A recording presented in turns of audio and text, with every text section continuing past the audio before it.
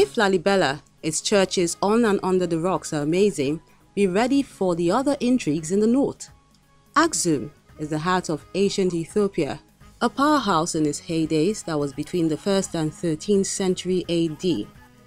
Giant stelas, royal tombs and ruins of ancient castles, a testament to the fact that this state has seen many moons.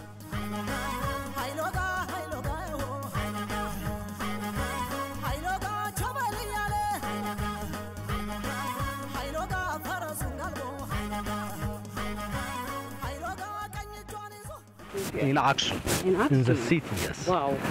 And this is A member of the Art and Tourism Guild explains why the city has been crowned the seat of learning and tries to unravel the mystery behind these magnificent pieces. all the steles are like grave markers erected above the tomb, because every stele we have a symbol. At the bottom of the stele we have symbol of door. Above the door we have stories. That is, we call it the skyscraper building. Why they made false door or fake door and stories? Because when they died, the bodies they buried underneath, the door is the access for their spirits to go through that to the heaven. Because, they believe life after death. Because, each chamber is 6 meters long and had been for entertainment of single person, one chamber for one body.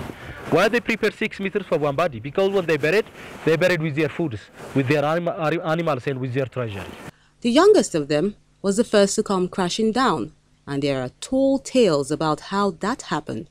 But the tombs where blue blood sleeps is still intact. The fallen one is the tallest and the youngest one, 33 meters high and 520 tons. Even under the steles also they found tombs. In the tomb also they found coins, potteries and bodies. Those coins, potteries, those are our primary sources. Because they have two kinds of coins. One is pre-Christian, they depicted moon and sun on their own coins. If it's after Christian, they put cross. And in here, they found pre-Christian coins.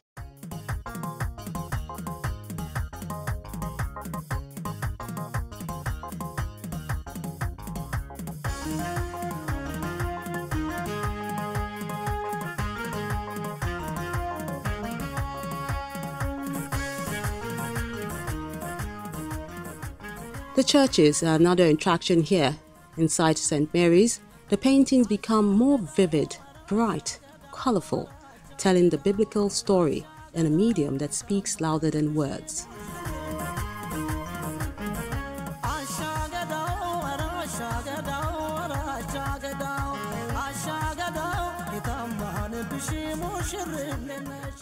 Aksum's knowledge and history is seen in language and literature. A tomb of Caleb has these inscriptions translated from Greek to Hebrew and to Ge'ez.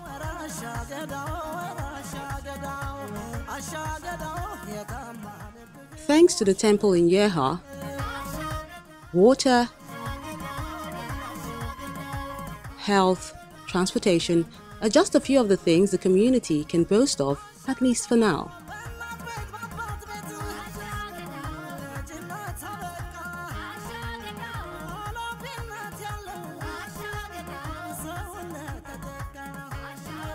People like Ganet, a 33-year-old mother of 5, believes it's a good thing for the community. I'm a potter, she says. I learned this skill from the Potters Women's Association in Aksum. We are trained to use this art to empower ourselves so we won't have to depend on our husbands. Clay, sand and stone are just a few of the ingredients they use to craft these pots, and there are bigger ones where these came from. They enjoy the audience this monument attracts, especially in the summer. That's between January and April. A lot of tourists come here. Arts and craft is one way the people make a living, and that's why they peddle their wares towards any unfamiliar face. We enjoy what we do, but it's still a bit difficult because we have no machines to crush the stones. It's done with our bare hands, so the process is slower and we produce fewer pots.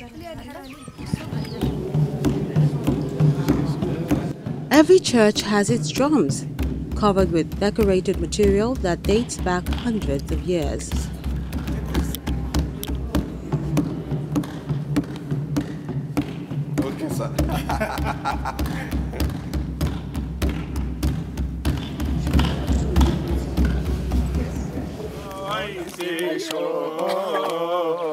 A sight like this is rare. Priests gather to chant along while clapping their hands. It may seem ordinary, but it's all part of the Ethiopian tradition.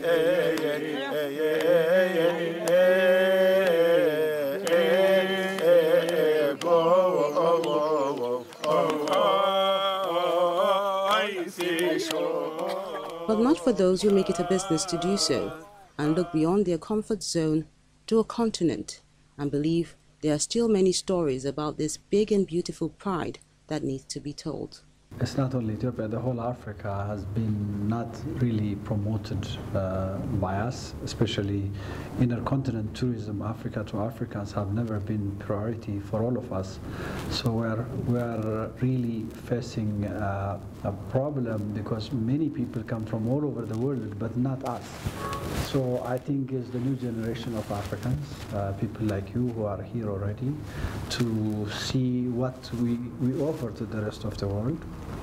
Vice versa, we should come also to Nigeria and do the same thing. So people, we create awareness. It's a process that we have never started. Soon we started it already, so it will continue to grow. I also try to find out what people like him are doing to ensure these heritage sites scattered across the country and not destroyed, or poverty doesn't lead the people to become their own enemy. The life of the people eventually will get better. Not there yet at this time because the country is in tourism just growing now. We are growing by 23% every year for the past few years, which is a good news. The number are getting closer to 1 million tourists coming from all over the world. Both in terms of infrastructure and accommodation, and in terms of artifacts and community-involved goods that should be produced, is when the number comes, when the volume increases, those people will eventually create those areas, so they are beneficiary out of the tourism coming into the country.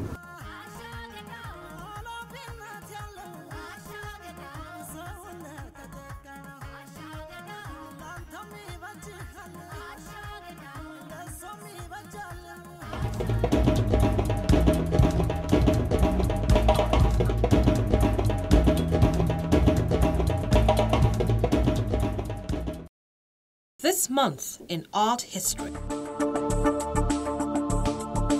UNESCO is also celebrating the World Heritage Day in June. It's a call to protect the monument, craft and art tucked away across the world.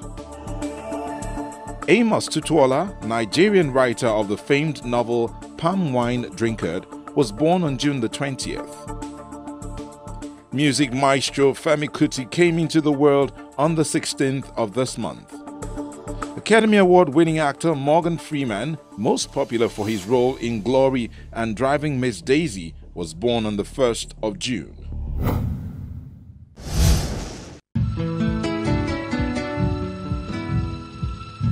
It feels like God visits everywhere but lives in Africa.